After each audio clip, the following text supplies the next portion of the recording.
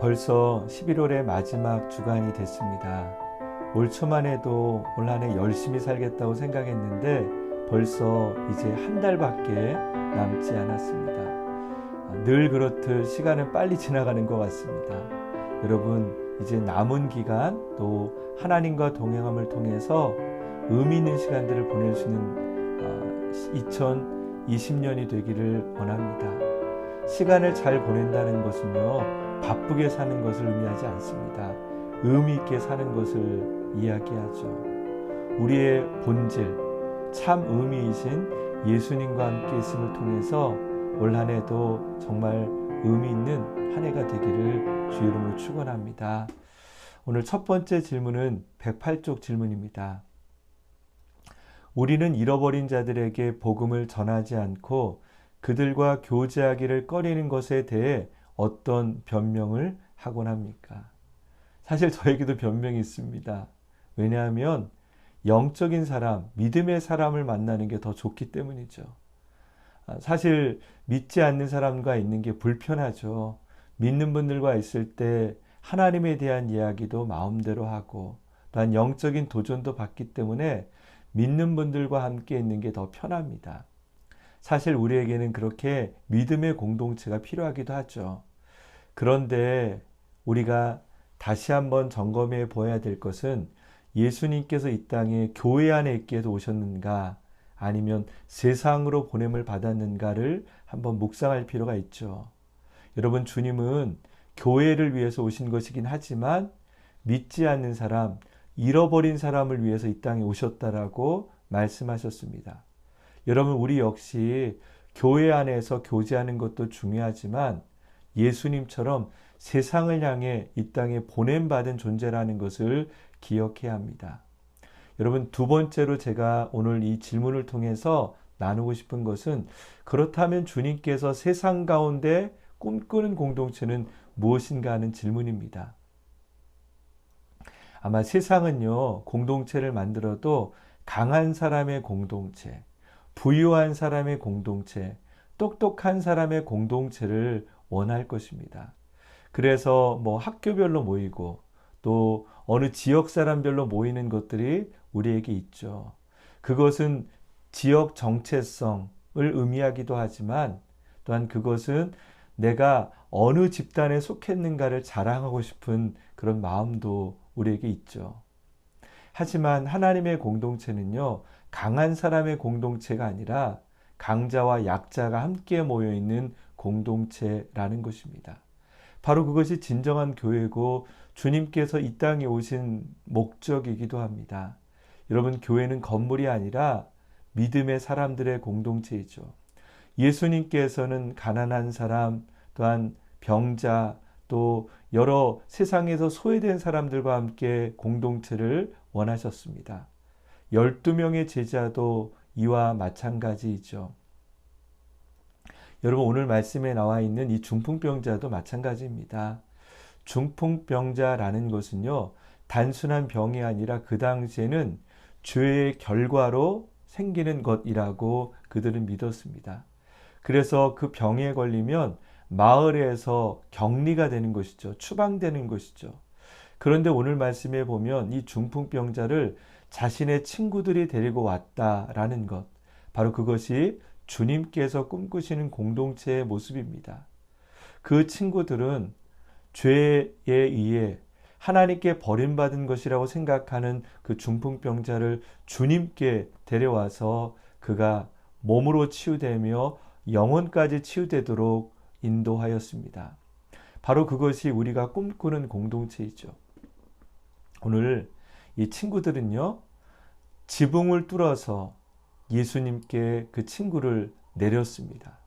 여러분, 그것이 바로 믿음의 사람의 모습입니다. 사랑하기 때문에 우리는 창조적이 되는 것이고, 사랑하기 때문에 그를 위해서 어떤 방법으로든 그의 영혼의 구원을 꿈꾸는 것입니다. 여러분, 이번 전도 집회가 그런 시간들이 되었으면 좋겠습니다. 내가 사랑하는 사람을 하나님께로 이끌 수 있는 창조적인 방법은 무엇인지, 지붕을 뚫어서 나에게 친구를 예수님께 데려올 수 있는 방법은 무엇인지를 여러분 기억해 보시고 고민해 보시고 묵상해 보십시오. 하나님이 분명히 여러분에게 좋은 아이디어를 주실 것입니다. 정말 하나님에게 친구를 데려오는 그런 믿음의 친구가 되기를, 또한 남편이 되기를, 아내가 되기를 주의 이름으로 축원합니다. 함께 우리가 꿈꾸는 공동체, 예수님께서 꿈꾸는 공동체에 대해서 함께 나눠주시기를 바랍니다. 두 번째 질문입니다. 110쪽 질문입니다. 몸의 질병보다 죄로 인한 영적 질병을 치료하는 것이 더 절박하다는 것을 사람들에게 어떻게 이해시킬 수 있을까요? 사실 참 어렵습니다. 왜냐하면요, 사람들은 자기가 원하는 것만 보기 때문에 그렇습니다.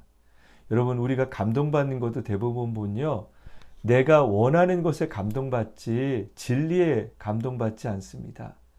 그래서 요즘 사람들이 많이 보는 기사를 보면 경제 기사, 또한 성공 기사, 그들의 삶 속에서 정말 필요한 것들을 공부하고 거기서 은혜와 감동을 받습니다. 그런 사람들에게 육적인 치료보다 영적인 회복이 중요하다는 말하는 것 너무나 어렵죠. 요한일서 2장 15절 16절 말씀에도 이렇게 나와 있습니다. 이 세상이나 세상에 있는 것들을 사랑하지 말라. 누구든지 세상을 사랑하면 아버지의 사랑이 그 안에 있지 아니하니 이는 세상에 있는 모든 것이 육신의 정욕과 안목의 정욕과 이생의 자랑이니 다 아버지께로 온 것이 아니요 세상으로부터 온 것이라. 세상 사람들은요, 하나님을 보지 않고 세상을 사랑하기 때문에 그들에게 영혼에 대한 이야기를 하는 게 참 어렵습니다. 사실 우리는요, 언젠가 죽을 수밖에 없는 존재입니다. 그러나 이 땅을 살아갈 때 우리는 죽는다는 생각을 전혀 하지 않습니다. 병원을 가도 장례식장을 가도 그분이 불쌍하지 내가 병에 들 것, 내가 장례식장에 갈 것은 전혀 생각하지 못하고 있죠. 여러분, 그러기에 우리는 그들에게 하나님의 복음을 전해야 됩니다. 그들이 세상의 자랑 속에 이생의 안목에 빠져 있을 때 그를 꺼내줄 사람, 그에게 진리를 전해줄 친구가 필요하다라는 것이죠. 여러분 어떻게 여러분의 가족에게 또한 여러분의 사람들에게 하나님의 복음을 전하겠습니까? 가장 대표적인 것이 CCC에서 하는 사형리가 될 수 있겠죠. 네 가지 영적인 원리가 사형리죠. 하나님은 당신을 위해서 놀라운 계획을 가지고 계십니다. 그리고 죄에 빠진 인간은 하나님의 계획에 알 수도 없고 참여할 수도 없습니다. 하지만 예수님이 그 죄를 해결할 유일한 길입니다. 예수 그리스도께서 나의 구주를 영접하면 구원이 임합니다. 예전에 이 CCC 사형리를 공부하면서 저의 멘토가 그랬던 것 같아요. 다른 말 전하지 말아라. 그냥 사형님만 전해라. 그러니까 그분의 말로는 우리가 여러 가지 내 인간적인 언어를 전해도 그분들이 구원을 받아들이지 않기 때문에 오직 하나님 주시는 원리만 전하는 게 더 좋다라고 말하더라고요. 맞습니다, 여러분. 그런 원리가 필요합니다. 여러분에겐 어떻게 복음을 전할지. 저희 온누리교회에서 하는 복음의 방법은요, 맞춤 전도이죠.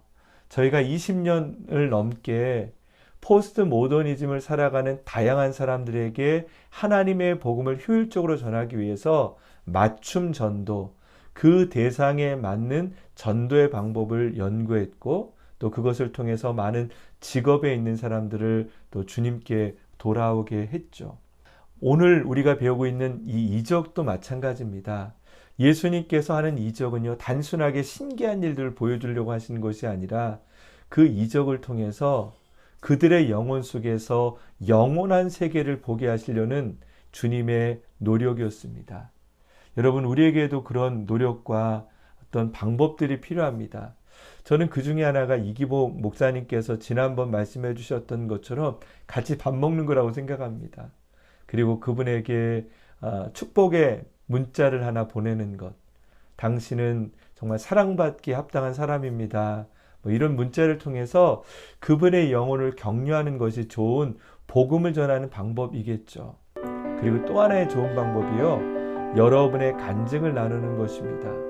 내가 어떻게 예수 그리스도를 믿게 됐고, 내가 예수 그리스도를 믿으면서 내 삶이 어떻게 달라지고, 내가 바라보는 세계관이 어떻게 달라졌는지를 나누는 것도 좋은 방법이라고 생각합니다. 여러분, 이번 맞춤전도 집회를 통해 정말로 여러분이 사랑하는 사람에게 복음을 나눌 수 있는 기회가 되길 원합니다. 여러분이라면 어떻게 영적인 것, 육적인 치유보다 영적인 것이 더 중요한지를 어떻게 나누실 수 있겠습니까? 함께 여러분의 순원들과 함께 나누고, 또한 그것을 통해 우리에게 주신 예수님의 복음의 기쁨을 누릴 수 있는 그런 시간이 되기를 소망합니다. 다음 주에 뵙도록 하겠습니다.